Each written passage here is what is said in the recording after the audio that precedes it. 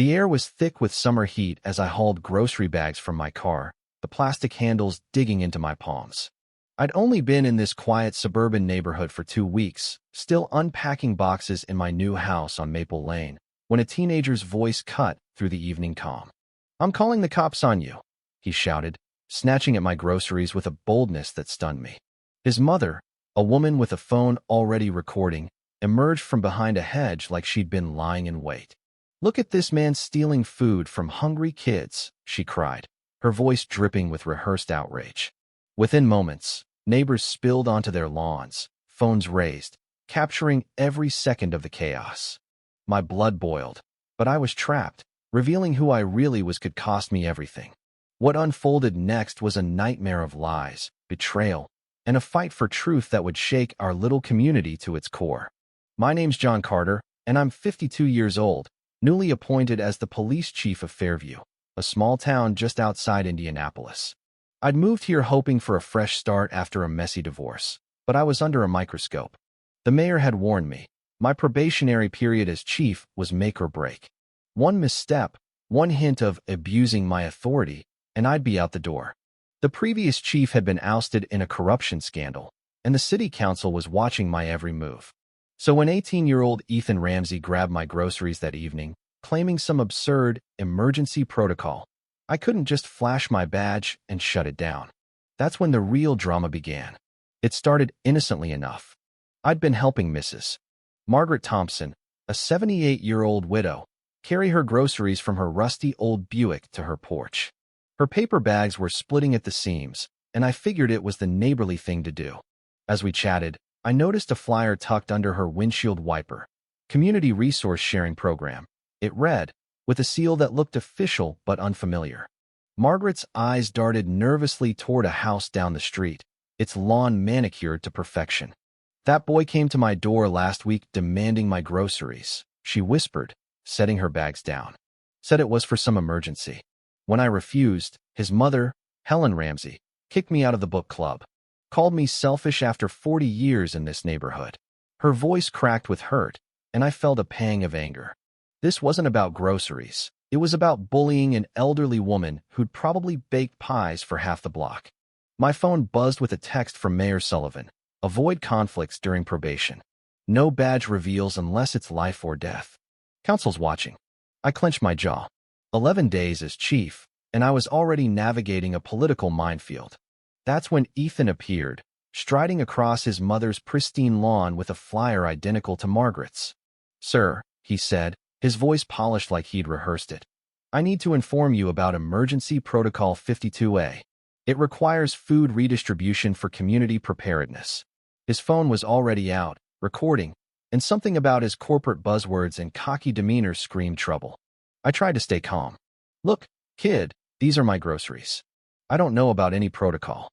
But before I could finish, Ethan lunged for my bags, yanking them so hard a milk carton hit the pavement. When I pulled back instinctively, he staged a fall worthy of a Hollywood stuntman, counting 1, 2, 3 under his breath before wailing, "Help! He's attacking me." I froze, catching him glance at his phone to check his camera angle. Then Helen burst from the bushes, live streaming. "This is Helen Ramsey, documenting a predator hoarding food while our children starve," she declared, her phone's red recording light glowing. The comment count on her stream skyrocketed, 50, 75, 100 viewers in seconds. Neighbors gathered, phones up, filming what looked like a grown man towering over a wounded teenager amidst spilled groceries. The optics were brutal. My hand twitched toward my badge, but the mayor's warning stopped me cold. Flashing it would end this circus, but could cost me my job. Ethan's crocodile tears and Helen's narration painted me as a monster, and the neighborhood bought it. By nightfall, Helen's video had 5,000 views, with comments calling me a food hoarder and demanding I be fired. Strangers posted reaction videos titled "Boomer Snaps" over Costco haul. I was a pariah in a place I'd barely settled into. Then my phone buzzed with an anonymous text. "Protocol 52A is a sham. Check Helen's business registration. You have 48 hours before the HOA meeting ruins you." My stomach dropped. This wasn't just a misunderstanding, it was a setup. I dug into Helen's Community Solutions LLC and found it registered to her home address, created just weeks before Ethan's stunts began. Meanwhile, Margaret Thompson became my unlikely ally. "I've been watching them," she said, showing me ring camera footage of Helen coaching Ethan on fake falls in their backyard. "Fall backward, count 3, scream," Helen instructed, timing him with a stopwatch. Shoulder injuries get more sympathy than back pain.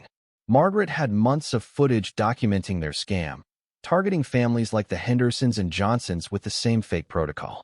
The HOA meeting was Helen's grand stage. She stood at a podium, waving her flyer like a legal document. Protocol 52A mandates resource sharing for child welfare, she announced to a packed community center and thousands watching online. She introduced Dr. Susan Clark, a supposed expert on resource hoarding. But the voice was Helen's, disguised with glasses and a blazer. Her slides, full of fake stats, dazzled the crowd. Ethan took the stage next, his voice trembling with practiced emotion as he described my violent attack. The room ate it up, glaring at me. When I tried to speak, Helen cut my mic, smiling for the cameras. I'd had enough. Standing, I raised my voice. "That won't be necessary," I said, holding up my badge. "I'm Chief John Carter, and this is a fraud operation targeting this neighborhood." The room fell silent, a stunned hush as my words sank in.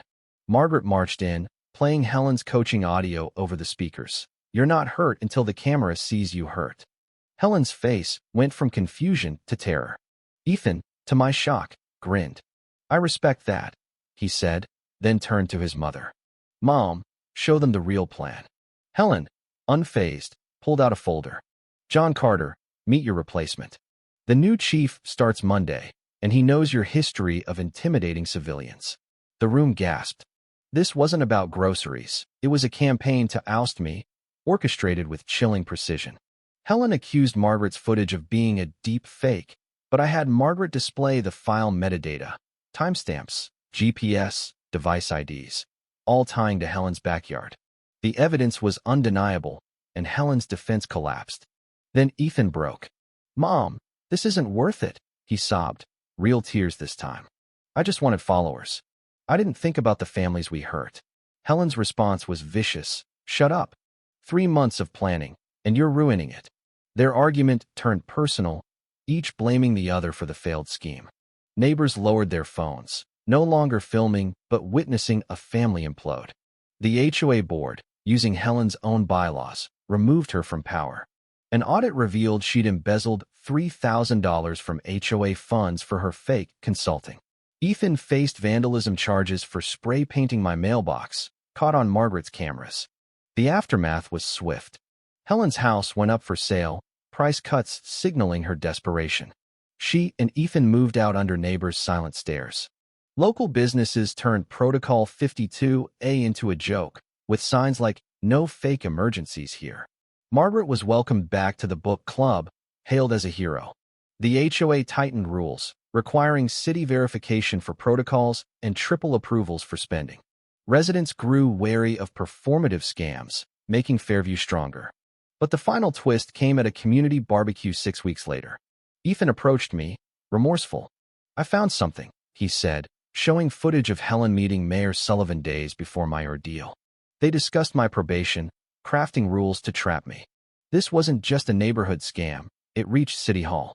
The betrayal stung, but I focused on healing. When Ethan broke into my house, leaving a tent in my backyard, I faced a choice: arrest him or offer redemption. I left a grocery bag on my porch with a note, "Community pantry. Take what you need." No cameras. Ethan sat on my steps, sobbing. "I'm tired of pretending." I sat beside him, offering community service at a food bank instead of jail. He accepted, and the neighborhood pantry he now maintains became a symbol of trust. Fairview healed through small acts, shared meals, honest conversations, and a pantry where no one needed to perform. I learned leadership isn't about a badge, but about serving people. Helen faced federal fraud charges, and Ethan rebuilt his life through service. The mayor's role is under investigation, but I'm still chief, committed to fairness. Have you ever faced injustice that felt impossible to fight?